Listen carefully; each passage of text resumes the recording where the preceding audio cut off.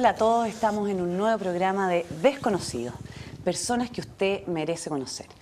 Saludamos a todos nuestros televidentes que nos ven desde Curicó hasta Coyhaique, en el sur de Chile, y por supuesto a los de la región metropolitana también. Agradecemos a Viña Tinajas del Maule, que nos da un pequeño regalo para nuestros invitados, y también a Tienda Tere Giner. Tere, me encantó el collar, me encantó la blusa, o sea, ¿qué querés que te diga? Preciosa, no sé si se alcanza a ver, pero maravillosa. Voy a poner así para que se vean los vuelos. Hoy día tenemos dos invitados de lujo, la verdad es que yo estoy removida, así como emocionada de tenerlos aquí. Tenemos a Gonzalo Miralles. Gonzalo, ¿cómo estás?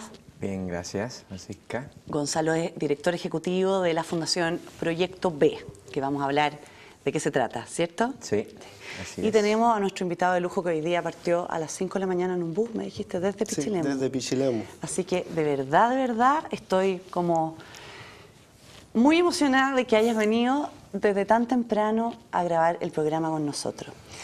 Además nos trae su libro o algunos cuentos que vamos a ver de acá, ¿no es cierto? Así que Mixael Ortiz, muchas gracias por estar aquí con nosotros. Gracias por la invitación. Sí, no, de verdad que... Y muchas gracias, Gonzalo, por invitar a Mixael. Un honor. Mixael llegó aquí a través de Gonzalo. Gonzalo, contémosle a las personas, pues como para partir el programa, de qué se trata Proyecto B, para que entendamos por qué estamos todos aquí sentados. Proyecto B es una fundación que se dedica a insertar laboralmente a personas que han infringido la ley y por lo tanto han sido condenados, ¿ya? Hoy día Proyecto B principalmente se dedica a la inserción laboral de jóvenes que están cumpliendo actualmente una sanción en algún centro dependiente del Sename y nosotros, bueno, les dedicamos a conseguirle algún cupo laboral y paralelamente les hacemos talleres de apresto laboral, de habilidades blandas, etcétera, y así se les puede enseñar para poder lograr una permanencia laboral, que al final es lo que nosotros buscamos, ¿sí? En la medida que mayor permanencia laboral haya, mayores posibilidades de insertarse socialmente por medio de la inserción laboral. ¿Quién funda Proyecto B? Proyecto B se fundó hace 9 años atrás por dos jóvenes, que es Rafael Rodríguez y Agustín Riesco, que bueno, tienen obviamente algo que decir al respecto y algo que se percataron de un problema en que los jóvenes tenían muchas ganas de trabajar, muchas ganas de desarrollar sus carreras, así como Mixael lo va a contar en un ratito más adelante, y la verdad que nunca pudieron contar ni con las herramientas ni con las oportunidades por parte de la misma sociedad para poder progresar en eso, y bueno, obviamente uno puede pisar el palito de la delincuencia, ¿no? Mixael, ¿tú conoces Proyecto B a través de qué cosa? ¿Cómo llegas a Proyecto B? Proyecto B, yo llego, primero que todo, los conocí dentro de la cárcel. Llegaron a mí para prepararme para mi libertad y yo tener algo estable cuando salga. O sea, fueron como mis tutores. Ellos me acompañaban a las empresas, ellos hablaban por mí. Ellos, si yo no tenía cuarto medio, ellos ayudaban también para que yo pudiera entrar a la empresa sin tener cuarto medio, con una facilidad mejor. O sea, y eso, esa fue... ¿Tú estuviste preso en una cárcel? En una cárcel. ¿Cuánto tiempo? Estuve 2 años y 7 meses privado de libertad por robo con violencia. Ya. ¿Y de qué edad tenías cuando entraste a la cárcel? Tenía 17 años. Entré... O sea, entraste de 17 y saliste ¿de qué edad? A los 20. A los 20. 20 años. ¿Y ahora tenemos qué edad? Tengo 25. 25, o sea, ya han pasado 4 años desde que saliste. La verdad, ¿No? sí, no, más. Son 6, 7 años. 6, 7 años. ¿Y el conocer Proyecto B entonces fue adentro de la cárcel?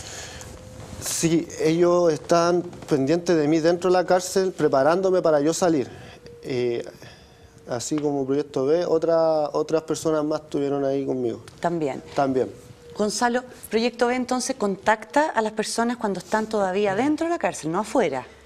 Están cumpliendo condena, o sea, no sé si la palabra correcta es cárcel porque también hay centros cerrados, semicerrados y abiertos, entonces hay varias formas de cumplir una condena, digamos, otros que pueden estar en espacio abierto, que pueden significar un proceso de reinserción que consiste en una firma, digamos, y semicerrados que tienen que pernoctar en esos lugares, y cerrado ya es como en el que estaba Misael, que ya es como privado de libertad, digamos, eso.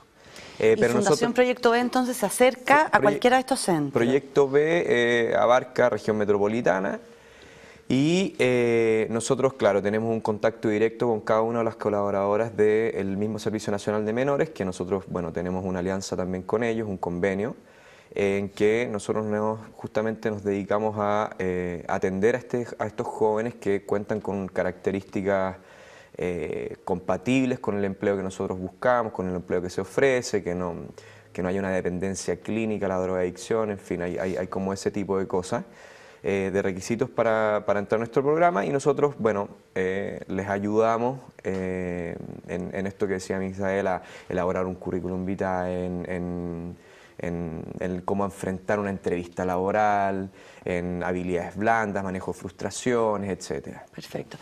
Misael, ¿en qué estás tú hoy? Hoy estoy en una comunidad llamada Yo Vivo. Ya. Estoy rehabilitándome por droga y alcohol. Ya. Porque tuve una depresión muy grande que no he podido salir hasta unos meses atrás, que tomé la decisión de dejar el alcohol y la droga atrás para yo tener una mejor vida. Te felicito, no es menor la decisión que acabas de tomar. Ya. ¿Y cuánto tiempo llevamos viviendo ahí? Llevo 5 meses.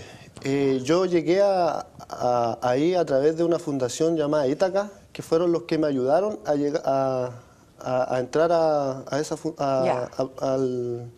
centro de rehabilitación. Al centro de rehabilitación. Ellos me derivaron para allá. Ya. Porque ya había tenido 2 accidentes graves, ya estaba muy mal. Estaba muy metido en el alcohol, que llegué a tener accidentes graves al hospital, casi me morí. Y tenía que hacer algo, y gracias a Dios tenía gente que estaba ahí conmigo, que fue Fundación Ítaca. Y ellos fueron los que buscaron a Misael y le dijeron, por acá podemos. Por acá podemos. Tratemos por aquí. Sí. Este libro, Misael, que tú trajiste hoy día, viene con cuentos de varias personas. Sí. Cuéntanos un poco acerca del libro. Te lo voy a pasar. Ya. Espérate, déjame ponerlo aquí en la cámara primero, porque después me retan que lo muevo mucho, entonces no lo alcanzan a mostrar. Pero cuéntanos un poco de dónde nace y por qué tú terminas escribiendo ahí cuentos. Ya, este libro nace en un concurso literario que se hace dentro de la cárcel. El proyecto parte desde Arica, de una cárcel de Arica, a nivel de todo Chile. Yeah. Y fui el afortunado de poder escribir unos par de cuentos, estando privado de libertad, ya que me gustaba el tema de la literatura, esto de los cuentos, me encantaba hacer esto, porque conocí ese mundo dentro de la cárcel. Ya. A través de Fundación Ítaca, nuevamente, porque ellos fueron los conocí ahí a ellos. ¿Estás escribiendo todavía? Sigo escribiendo. Porque son cuentos que ya se publicaron cuando tú estabas todavía recluso, sí, en el fondo. Ya. Yo participé, era un concurso, y hice 9 cuentos, y aquí están mis 9 cuentos. No sé si se podría leer. Leamos uno cortito, a ver. Que no sea muy largo, porque si no nos va a ocupar todo el programa en leer el cuento, pero uno. Ya. Te escuchamos, Misael. Había una vez un niño llamado Fernando. A él le gustaba mucho bailar, cantar y escribirle a su novia. Un día llegó a casa y ve a su mamá, Mónica, bailando. Él, muy sorprendido, le pregunta, ¿de cuándo bailas, mamá? Nunca te había visto bailar. La mamá le responde, hijo, ves que te veo bailando en tu dormitorio, veo una alegría inmensa en ti. Sí que me gustaría saber qué se siente estar bailando y de dónde sale esa alegría que veo en tu cara.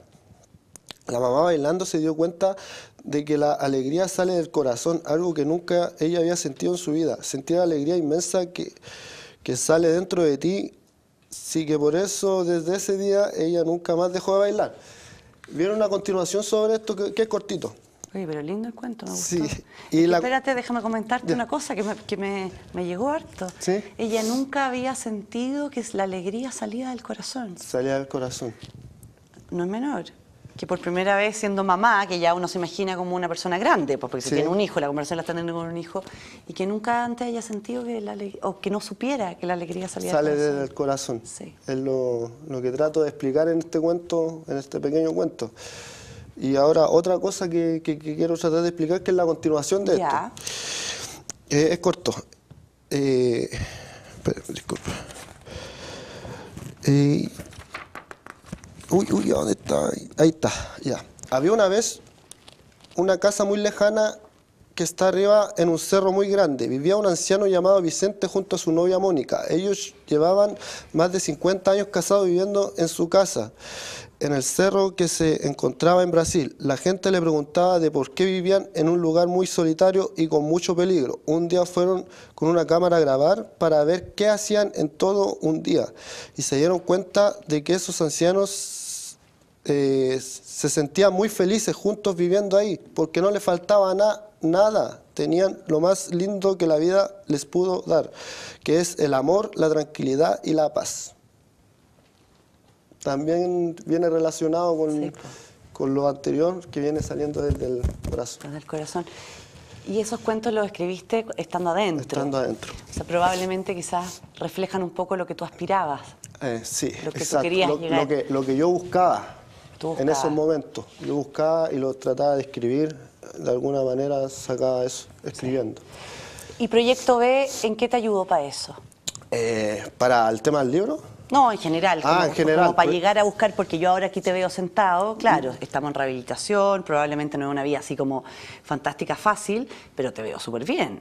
Sí, o sea, tenemos un libro escrito, me dijiste que estabas escribiendo otro libro más. estoy escribiendo mi historia, estoy bastante emocionado con eso y ojalá que se lleve a cabo el terminar eso que empecé ya hace del año 2011, estando privado de libertad, lo empecé.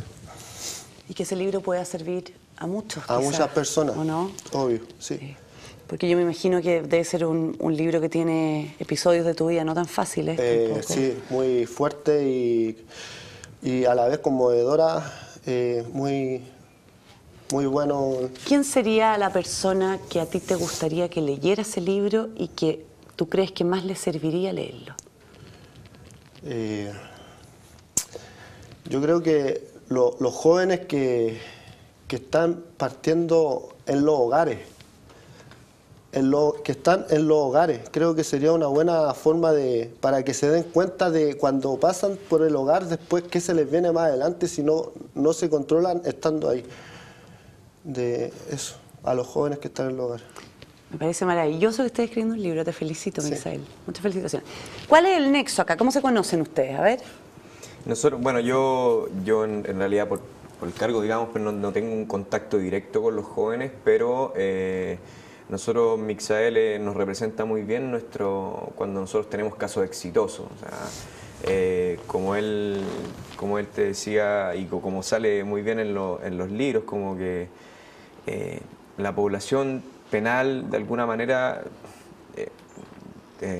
está como tiene una falta de oportunidades tal que de alguna manera están determinados a ser parte de la población penal. O sea, si decimos algunas estadísticas a nivel nacional, 9 de 10 personas de la población penal son del quintil más pobre del país, 9 de 10 personas de la población penal no ha terminado el colegio y de esos 9, 5 no ha terminado ni siquiera la básica.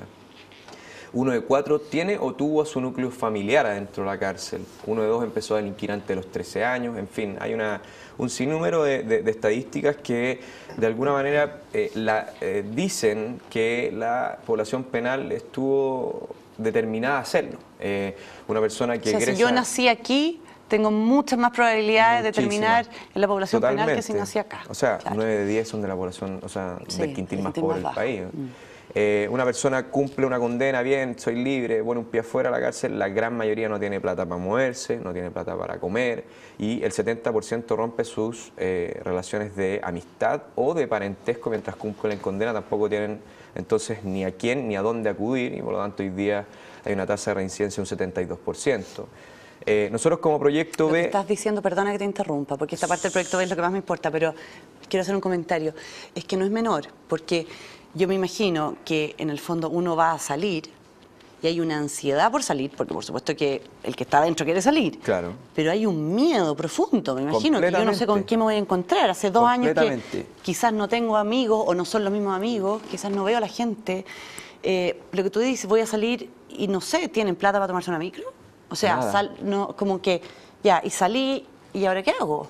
Bueno, y como si fuese poco, además el Estado, digamos, se encarga de ensuciarle los papeles entre 2 a 5 años con el fin de que no consigan ni siquiera una pega, digamos. O sea, entonces, entre 2 a 5 años la persona que sale tiene antecedentes penales. Y que tiene que tener una irreprochable conducta y tiene que ir a firmar, etcétera, etcétera, para poder hacer pero puede trabajar. eliminación. Puede trabajar, pero hoy día prácticamente todas las empresas exigen el certificado de antecedentes. O sea, Misael no podría trabajar, no podría haber trabajado si no hubiese sido por nuestra negociación con ciertas y determinadas empresas que se abrieron a esta posibilidad, en que nosotros en realidad de los más de 600 jóvenes que hemos atendido, prácticamente nunca hemos tenido un delito. Nuestras tasas de rotación son mejores incluso que las empresas en general, porque nuestros jóvenes se la toman más a pecho. O sea, y nosotros también nuestras inducciones y hacemos un seguimiento en la misma empresa, que lo hacemos una vez a la semana, quincenalmente, una vez al mes, depende del caso. Y nosotros logramos que los jóvenes tenemos una alta tasa de rotación y eso hay que atenderlos y volver a atenderlos de otra manera o derivarlos a centros más pertinentes que tienen que ver en general con el tema de las drogas, pero nosotros al fin y al cabo tenemos una estadística que es la razón de existir. O sea, como tú lo decías, no se sienten preparados, salen al mundo real y ya no tienen los mismos amigos, no tienen los mismos parientes, o sea, todo es radicalmente distinto. Entonces, estas personas salen con mucho miedo, incluso no se creen capaces de poder trabajar como la gente común y corriente. Nosotros, cuando logramos que un joven dure 2 meses trabajando en la primera empresa que los insertamos, tenemos un 75% de posibilidades que luego de 12 meses esté trabajando en esa empresa o en otra. Sin embargo, antes de eso tenemos una tasa de rotación de un 47% y bueno, ahí ya... ¿Y por qué le cuesta tanto empezar a trabajar? Porque en el fondo, si tú me dices, si trabajó solo 1 mes en vez de 2 meses, ¿qué le pasó a esa persona? Hay niveles de frustración gigantes, o sea, nosotros tenemos que velar por un buen entorno laboral, por un buen equipo de trabajo, tenemos que capacitar a los jefes directos y a los tutores en términos de habilidades blandas y cómo liderar equipos inclusivos. Y bueno, a los 2 meses es el punto de inflexión, que es increíble como así de tajante es cuando se cumple la fecha, en que en estos 2 meses los cabros dicen, chuta, ¿sabéis que mover cajas no es tan difícil? ¿Sabéis que hacerle caso a una persona con cierto grado de autoridad y con cierta prudencia, digamos, y este equipo de trabajo no es tan difícil? Pero antes de eso, en esa adaptación, nosotros tenemos que lograr que no haya una frustración. En el caso de que haya una frustración, claro, es más difícil volver a convencer al empresario, por un lado, que tuvo costos de proceso de inducción, que no, y al trabajador, obviamente, que vuelva a trabajar porque tampoco se creía capaz antes de trabajar como la gente común y corriente. Pero cuando cumplen esos 2 meses, pueden rotar, pueden trabajar 5 meses, se pueden ir, pero ya cuentan y saben que pueden contar con una herramienta laboral que puede lograr insertarlos laboralmente en el día de mañana.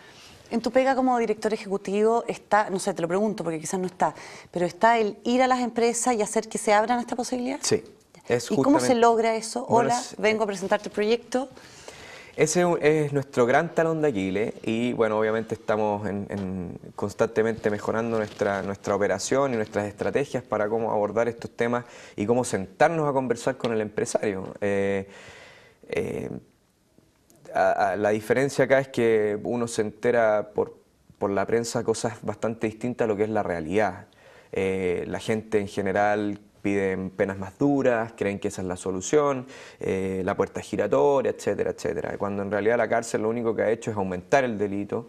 Las penas más duras están desde la época feudal, desde la guillotina a la horca, y la gente seguía delinquiendo igual. O sea, al final hay un tema de que lo que hay que hacer es no privar de derechos, sino que brindar justamente los derechos que faltan por tener, que son personas que son completamente vulnerables y así como se les hace llamar antisociales, justamente no han podido. Le quería preguntar a insertarse. Misael eso. Cuando tú miras para atrás, ¿por qué crees tú que terminaste en eso? ¿Qué ocurrió en tu vida? terminé en el robo, ¿dice Sí, usted? Producto a lo mismo que le contaba, lo que le dije, que lo primero que me gustaría primero me gustaría que leyera mi libro, el mío, de mi historia, la gente que viene de los hogares y de ¿Tú venías de un hogar? crianza, sí, por lo mismo, Protección. de protección. Yo me crié en hogares y yo aprendí muchas cosas malas de ahí. En los hogares. En los hogares. ¿De qué edad, y me qué edad crié con tuviste mucha en los violencia. hogares? De los 3 años hasta los 13 más o menos. Me crié con mucha violencia. Me pegaban y eso me fue afectando mucho en mi crecimiento. Y yo no quería estar más en hogares. Para mí eso no quería estar más. Y no me quedó de otra que irme para la calle. Y estar en la calle ahí fue donde yo aprendí a delinquir. Ya. Y Entonces, ya que el hogar no es un lugar que uno quiere estar, que uno quiere arrancar de ese lugar, termino en la calle. terminé. Y estando en la calle necesito vivir y no sé, Exactamente. de algo, y termino robando. Terminé robando y O sobreviviendo. sea, lo que tú propones es que lo que falta acá, por ejemplo, voy a poner tu caso como ejemplo, Mixael, pero lo que habría faltado aquí es que ese hogar hubiera dado las herramientas necesarias y todo el contexto para que ese niño no quiera irse del hogar porque se siente querido, protegido, acogido, y en vez de aprender a que le pegaron y aprender mucha violencia, aprender a amar a otro, pues, no sé, compartir el desayuno, qué sé yo, no sé. Exactamente, esas son las oportunidades que hoy día bueno, se están prescindiendo de dar y se hace justamente todo lo contrario y bueno, produce las consecuencias completamente contrarias al fin del cual fueron hechos. O sea, Sí. si a uno lo educan con violencia, uno va a ser violento, Sí, claro. evidentemente. Es lo que uno sabe hacer. Es lo que uno aprendió. Es lo que ¿cachai? uno Entonces, si uno va a la calle y todo el mundo consume algún grado de droga por la vulnerabilidad que existe en las calles, obviamente que uno, y además que estamos hablando de niños que, o sea, uno de 2 personas de la población penal empezó a delinquir antes de los 13 años. Sí. Yo no sé qué estaba haciendo a los 13 años la gente. O sea, la vida de Mixael es representante de una mayoría no menor en este país, que estamos hablando de 140.000 personas que hoy día cumplen algún grado de condena. ¿A qué edad empezaste a delinquir, A Mixael? los 12 años aproximadamente.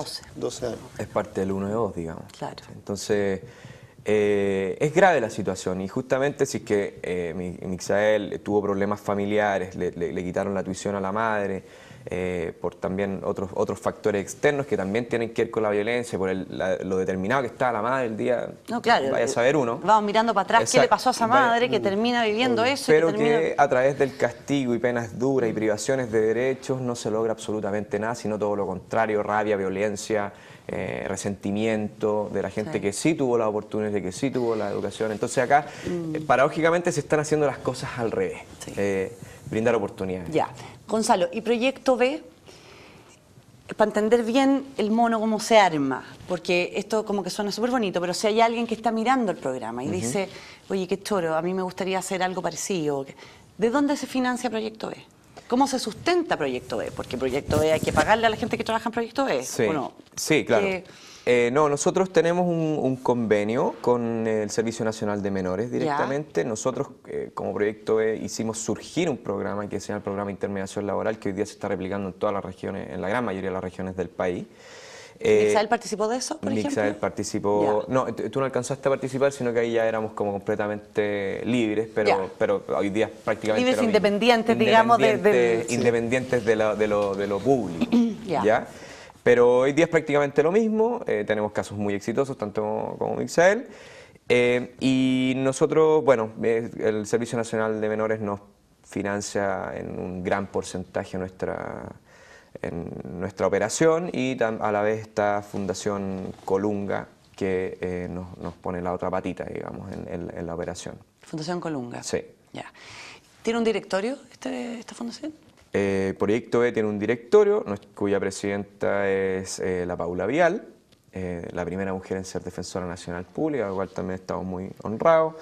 Bueno, Rafael y Agustín, que son los fundadores. ¿Y tú cómo llegas a Proyecto B, Gonzalo? Yo... ¿Qué te pasa en tu vida que apareces, terminamos trabajando en Proyecto B siendo abogado? Porque Sí. de repente... Sí, o sea, como que yo en realidad estudiando Derecho me enamoré de algo como filosófico que pasaba ahí, de que para qué uno castiga en realidad, ¿no? Siempre me surgió esa duda de que al final uno respeta las normas porque lo están castigando, porque le enseñan a no hacer lo que uno hace por lo que lo castigan, en fin, y empecé como a filosofar desde ese punto de vista y me empecé como a enamorar del problema. Después esta práctica que uno hace gratuitamente para el Estado, la hice en la Oficina de Defensa Penal y ahí me di cuenta que la gran cantidad de ganas de surgir y del gran ocio que había, que era completamente incompatible, y la falta de oportunidad, y dije, ¿sabéis qué?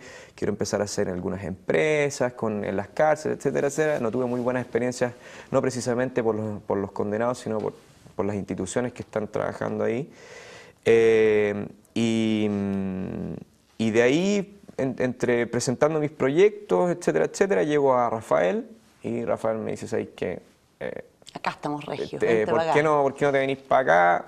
Le doy como mi presupuesto, lo que quería cobrar, que no era nada en realidad, y me dice, ¿sabes qué? En verdad no tenemos plata, sorry, y de hecho yo llego y lo llamo y le digo, ¿sabes qué? Me da lo mismo, pagame lo que queráis, contráteme, yo quiero estar acá. Y por muy poca plata empecé a ir a trabajar y a conseguir cupos, porque era lo que necesitaban estos jóvenes. Sin cupos, Proyecto B no existe. Y hoy día, bueno, aprovechese el llamado a los empresarios que... Eso, para que aprovechemos, porque se nos va el programa, como para ir cerrando. Sí, o sea... ¿Le quiere dar algún mensaje, Gonzalo, a los empresarios, los que estén mirando este programa, o dónde contactarse? De todas maneras, o sea, señor empresario, por favor, así como Mixael, tenemos muchísimos casos y tal vez los casos que no son así exitosos también fue por la falta de oportunidades que la misma sociedad no le otorga a este tipo de personas, que no es una proporción menor de la sociedad. No son lo que uno cree, no son personas peligrosas, no son animalitos, no son, o sea, uno podría compartir con ellos, nosotros les enseñamos, al final la cosa es abrazarlos como sociedad y ellos van a poder lograr surgir por sí solos. Listo, ¿qué tiene que hacer el empresario? ¿Contactarse dónde? La persona que está viendo el programa dice, yo quiero poner plata aquí. Por favor. ¿Dónde? Bueno, ¿Dónde?